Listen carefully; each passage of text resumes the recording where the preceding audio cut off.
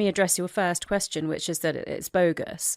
Well, okay, maybe it is bogus, but try it once, because if it doesn't work, it's not going to harm you. If somebody's going to give it a real shot, how long should they try the process for? And I even say that with, if you go in thinking like, okay, let's see if this thing works, and your hands are crossed for those people who can't see me on YouTube, you're already coming in with a little bit of negativity, to that component. But if somebody's like, no, I want to do this, I want to pay attention, I want to kind of follow the methodology that's there in the book, link in the show notes for anybody who wants to check it out, the source.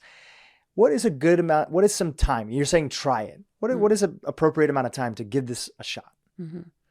Well, I do my boards, and I recommend that people do an annual one, because it's not too short term. These things do need time. And the only reason they need time is that manifestation is based on neuroplasticity.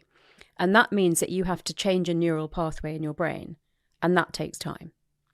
It depends what it is. So usually I say that if there are some what look like quick wins on your board, do everything that you can to make them come true, because then you're giving yourself evidence that it works. And it's a cumulative. Stacking up the receipts. Yeah, you're stacking up the receipts. It's cumulative. And some things will naturally take longer.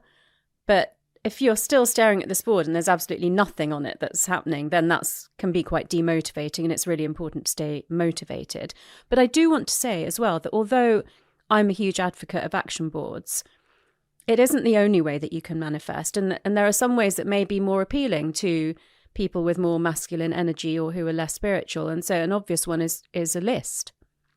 So a list of things that you want. That I think seems less bogus, right? And there'll be a lot of people who will say, well, I'm not going to do a vision board, but they might already have a list but they don't talk about it.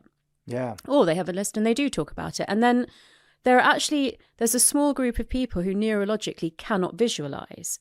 So for them, I've suggested creating a soundtrack of success. So you can basically choose song titles or music that make you feel that same way, like that you've achieved something that you want. You can even create a smell of success. So you can have a particular essential oil or combination that represents to you that you've achieved, whatever it is that might be on your manifestation list or board. So there are other ways of doing it. And the